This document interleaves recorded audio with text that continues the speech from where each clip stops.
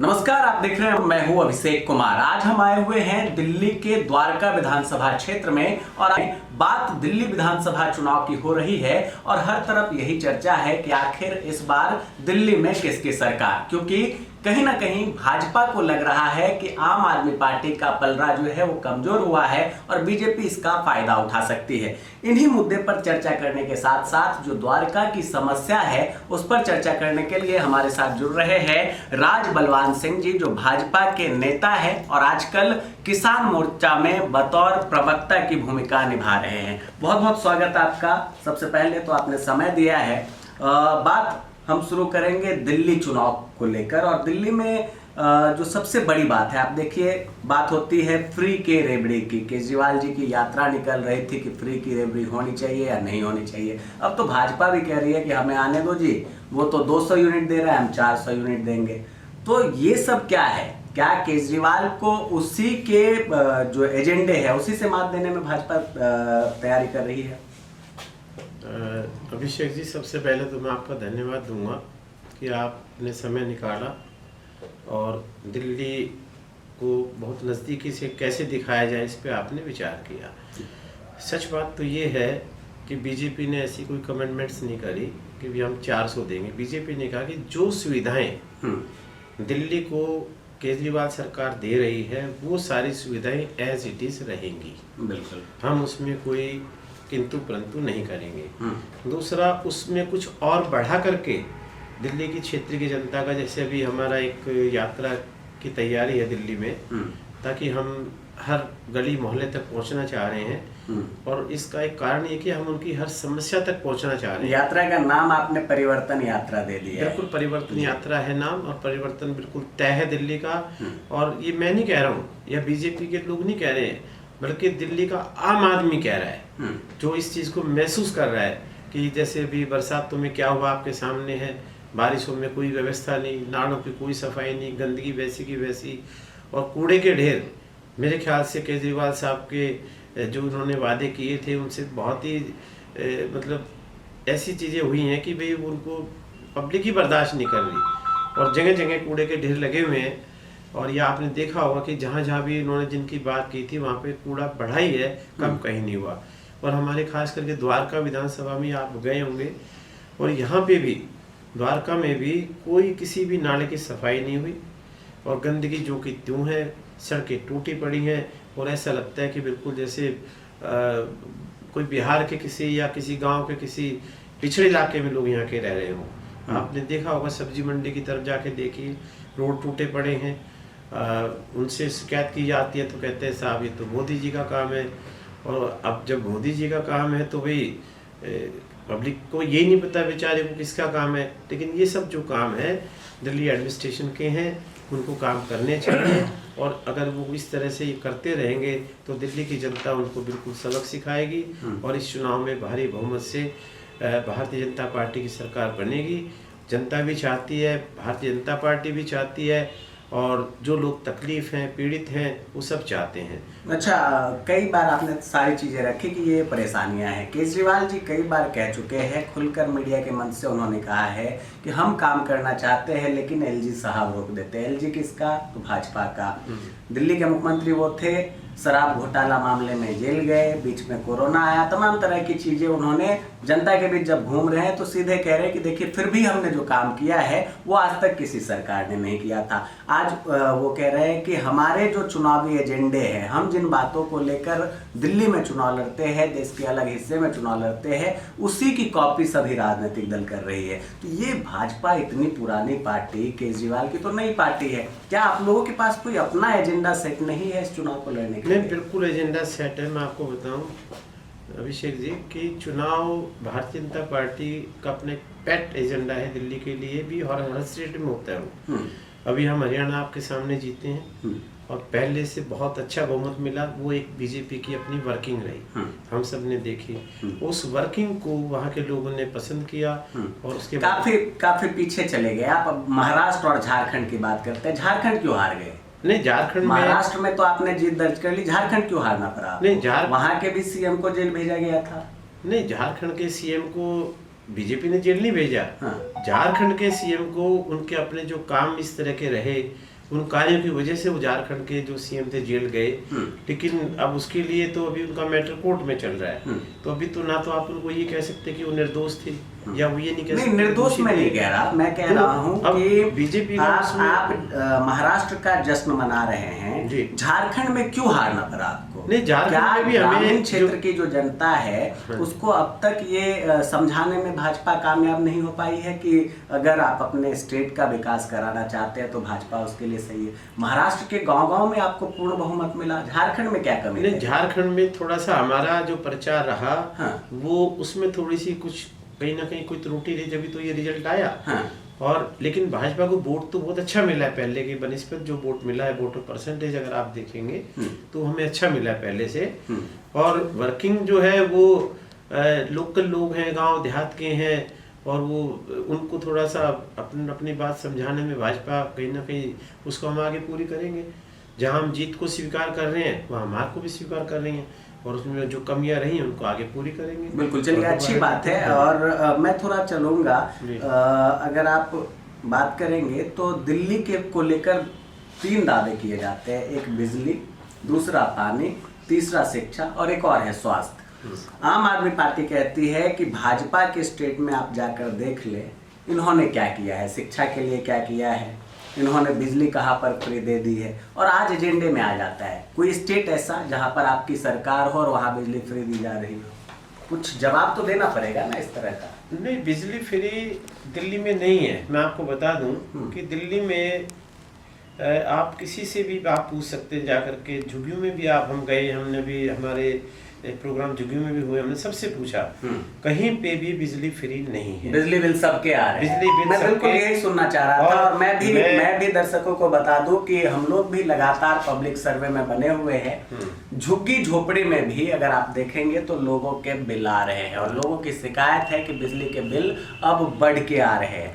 हालांकि अब चुनावी दौर शुरू होगा तो हो सकता है कि धीरे धीरे ये बिजली बिल घट भी जाए, क्योंकि भारत है और यहाँ कुछ भी हो सकता है। मैं शिक्षा पे बात करूंगा। शिक्षा के क्षेत्र में मुझे लगता है अगर पर्सनली देखेंगे तो कुछ चीजें अपने स्तर पर सही हुई है। शिक्षा पे बात करेंगे, पहले मैं थोड़ा सा बिजली का बता दूं।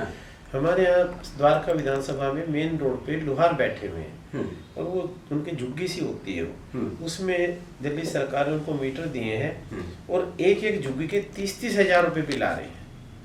और जबकि मीटर रिहायशी लगे हुए हैं, और मीटर जो है बिजली का मीटर कमर्शियल आ रहा है सारा। तो ऐसे बहुत से केसेस हैं जहाँ की भाई इन्होंने या तो उन्होंने गड़बड़ कर रखी है, या ये कुछ करना नहीं चाह रहे हैं। तो शिक्षा में भी मैं आपको बताऊं कि जितने भी इन्होंने यहाँ हमारे यहाँ स्कूल खोले हैं, आप कभी किसी स्कूल में गए हमारे यहाँ द्वारका के विधानसभा? द्वारका में मैं नहीं गया, आप नहीं गए, देखा है। आपको जाना चाहिए, देखना चाहिए। जो इन्होंने बिल्डिंग बनाई है उनमें कई बिल्डिंग में तो कोई स्कूल लग ही नहीं रहा है, और कहीं स्टाफ नहीं है, कहीं टीचर नहीं है, कई सब्जेक्ट के जो बच्चों को पढ़ना चाहिए उस तरह की सामग्रियाँ उनको नहीं मिल पा रही है। तो शिक्षा के क्षेत्र में भी मैं कोई ऐसा नहीं मानता कि इन्होंने कोई बढ़िया काम किया है। सिर्फ हवा में बात कर रहे हैं सारे की सारी ये। और आप एक दफ़े जरूर दौरा कीजिए, मैं आपको अगर आप आएंगे तो मैं आपके साथ चलूँगा। ये स्कूल में किसी को एंट्री नहीं करने देते। कोई अगर मीडिया का कर्मचारी अंदर जाना चाहे तो नहीं जा सकता, वो परमिशन लेनी पड़ेगी, टाल मटोल करते हैं। तो ये सब इसका मतलब कि कहीं ना कहीं कमियां हैं। जितने हमारे यहाँ हेल्थ को लेकर के मोहल्ला क्लिनिक थे, आप किसी मेरे ख्याल में आपने उनका भी विजिट नहीं किया होगा, वो भी लगभग बंद पड़े हैं। काफी कोई 3 साल से, कोई 4 साल से बंद ही पड़े सब। और जो भी इन्होंने स्वास्थ्य सेवाएं लगा लो, शिक्षा की लगा लो, कोई अगर बढ़िया काम किया होता तो दिल्ली की देखिए मोहल्ला क्लिनिक आपने कहा बंद पड़े हैं, और आम आदमी पार्टी कह रही है कि मोहल्ला क्लिनिक हम चला रहे थे उस पर भी अड़ंगा आप लोगों ने लगा दिया। अब आप कह रहे हैं कि आयुष्मान कार्ड जो है वो लागू हो, और आम आदमी पार्टी कह रही है कि हमारा मोहल्ला क्लिनिक आपके आयुष्मान से मैं ये बताना चाह रहा हूँ कि जो मोदी जी की जो योजना पूरे देश में चल रही है, आयुष्मान कार्ड आपने देखा होगा, और लोग उसका लाभ ले रहे हैं। तो ये उस योजना को दिल्ली में क्यों नहीं लागू करना चाह रहे, क्या कारण है ऐसा? तो कि चूंकि अगर मोहल्ला क्लिनिक अगर ऐसी सेवाएं दे रहे हैं तो ये अगर सेवा एडिशनल अगर मिल रही है लोगों को, दिल्ली के लोगों को, तो इनको दिक्कत क्या आ रही है इसके अंदर, ये आज तक कारण हमारी समझ में नहीं आया। लेकिन चूंकि हाई कोर्ट गए हैं, हाई कोर्ट के ऑर्डर भी इसमें हुए हैं, कोर्ट ने भी इनसे पूछा है कि भी अगर ये सेवाएं हैं लोगों को अगर एडिशनल मिल जाए तो इसमें तुम्हें क्या दिक्कत है, तो उसमें इन्होंने जवाब कोई प्रॉपर दे नहीं पाए। ये कोर्ट ने भी इनकी उसमें खिंचाई करी है, लेकिन अब सवाल ये है कि भाई ये चीजें जनता को जो लाभ के लिए बनी मिलनी चाहिए, तो इसमें आयुष्मान का तो बहुत बढ़िया। देखिए, एक महत्वपूर्ण सवाल, चूंकि आप पेशे से एडवोकेट भी हैं और केजरीवाल जी अब जब जनता के बीच में घूम रहे हैं और उनके जो नेताओं के बयान आ रहे हैं, शराब घोटाले को लेकर उन्हें जेल जाना पड़ा, आम आदमी पार्टी के जो डिप्टी सीएम थे मनीष सिसोदिया, उनको सलाखों के पीछे जाना पड़ा। अब वो कह रहे हैं कि देखो जी, इन्होंने भाजपा वालों ने मुझे जेल धकेल के भेज दिया, मैं बाहर आ गया हूँ, एक पैसा ढूंढ नहीं पाए ये कि हमने कहाँ खर्च किया, क्या चीज़ें की। ये सब आम आदमी पार्टी को तोड़ने की साजिश है। चाहते हैं किसी भी कोई ना कोई बहाना करके दिल्ली की सत्ता में आना। आपको लगता है कि ये बातें जो उनकी है उससे जनता प्रभावित हो रही है और इसका नुकसान भाजपा को हो सकता है?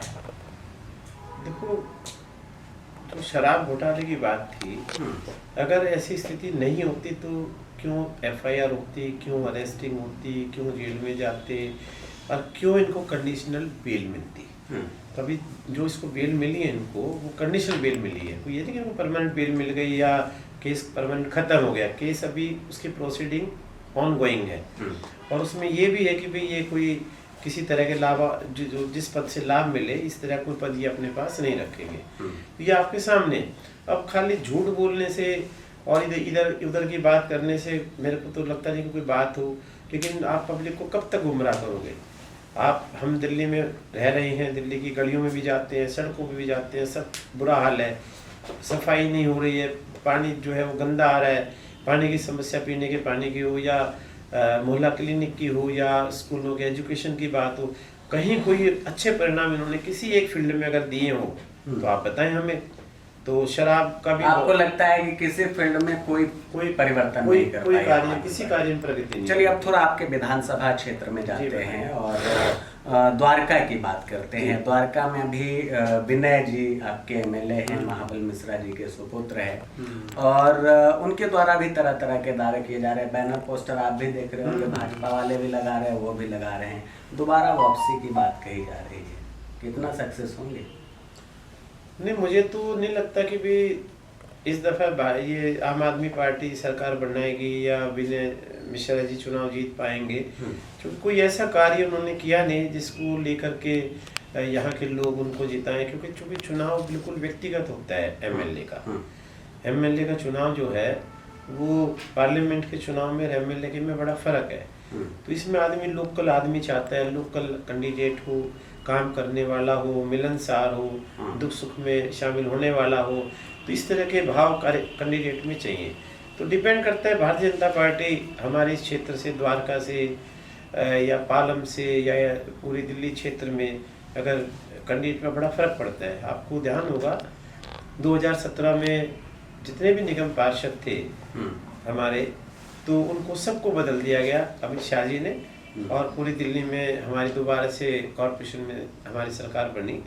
तो जो पुराने लोग हैं जो कई दफ़े चुनाव हार गए हैं या जिन्होंने मान लो काम नहीं किया किसी कारण से, तो ऐसे लोगों को पब्लिक नहीं चाहेगी।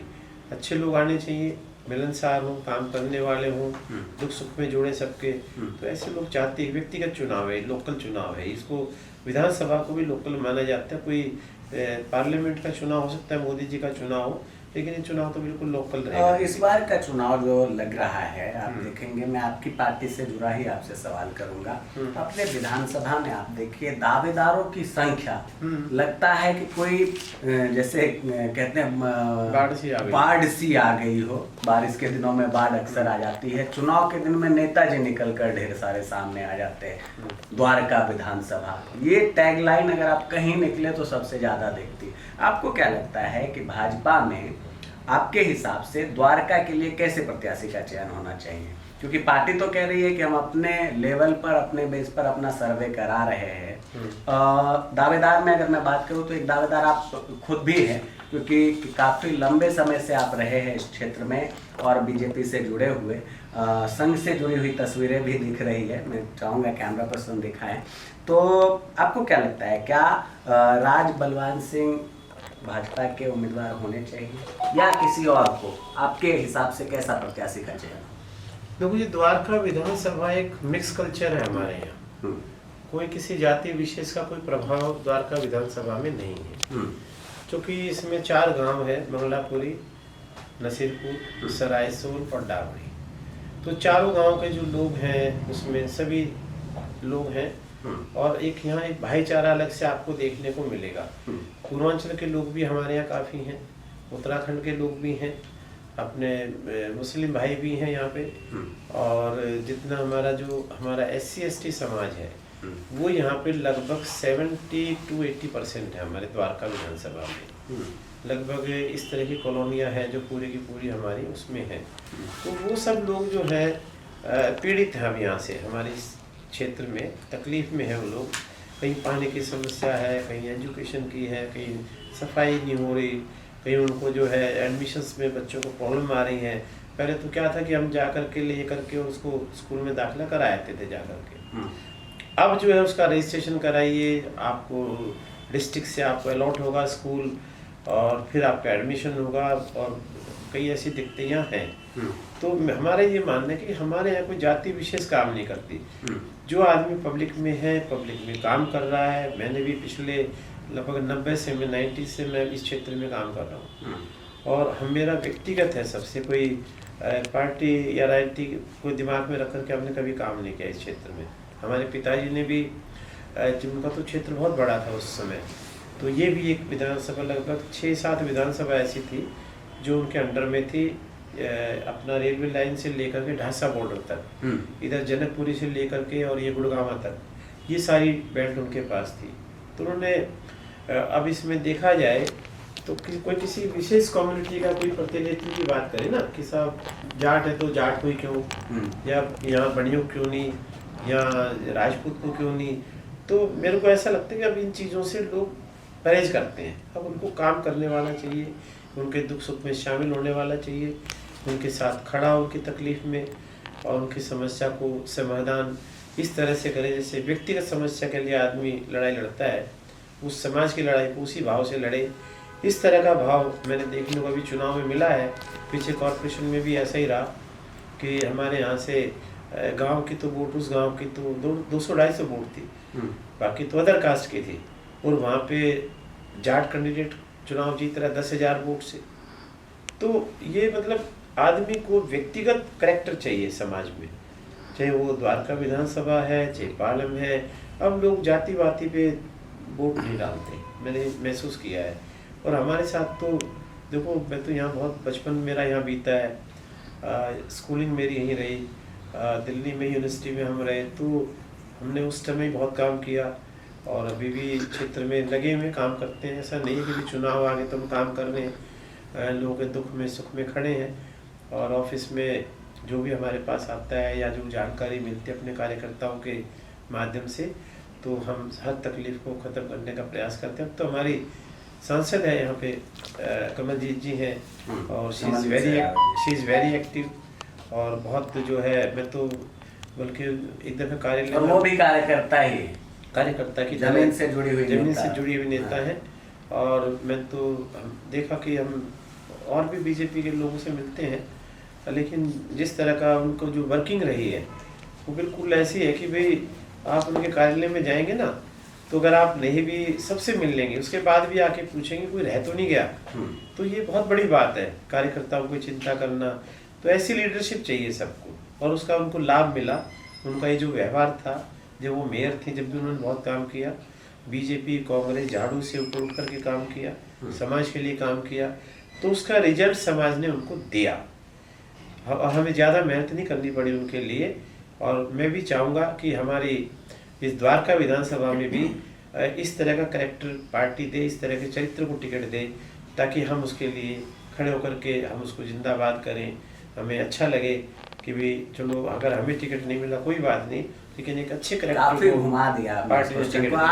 आप टिकट मांग रहे हैं? हाँ बिल्कुल, मैं टिकट मांग रहा हूँ, और हर कार्यकर्ता का अधिकार है टिकट मांगने का, और हमने काम भी किया है। और पार्टी टिकट देगी तो चुनाव मजबूती से लड़ेंगे और हम सीट निकाल के आएंगे, ऐसा मेरा मानना है। और नहीं देगी तब भी पार्टी को हम जिताएंगे, और पार्टी जिसको भी देगी हम उसके लिए काम करेंगे। और पार्टी को कोशिश करके दिल्ली में हम हर सीट पे जहाँ जहाँ हमारी जानकारियाँ हैं हम वहाँ पर भी जा कर के कार्यकर्ताओं मिल करके चुनाव को जिताने का प्रयास करेंगे। और ये ऐसा मेरा मानना है कि भी पार्टी है तो हम हैं। बिल्कुल। पार्टी नहीं तो है सोलंकी साहब हमारे साथ जुड़े हुए थे और इन्होंने काफी, अगर बात करें तो तमाम जो यहाँ की समस्या है या दिल्ली के चुनावी मुद्दे हैं, सभी मुद्दे पर बेबाकी के साथ इन्होंने जवाब देने का काम किया और ये मानते हैं कि इस बार दिल्ली में परिवर्तन होने वाला है। बात अगर द्वारका की हो तो द्वारका से दावेदार के रूप में ये भी एक प्रबल दावेदार भाजपा के उभर कर सामने आए हैं। और अब देखने वाली बात होगी कि भाजपा नेतृत्व किस पर विश्वास करता है और क्या द्वारका की जनता इस बार यहाँ परिवर्तन करती है। सोलंकी साहब, आपने अपना कीमती समय दिया, आपका बहुत बहुत धन्यवाद। आप तमाम दर्शकों का भी बहुत बहुत धन्यवाद। नमस्कार। बहुत थैंक यू, नमस्कार सर।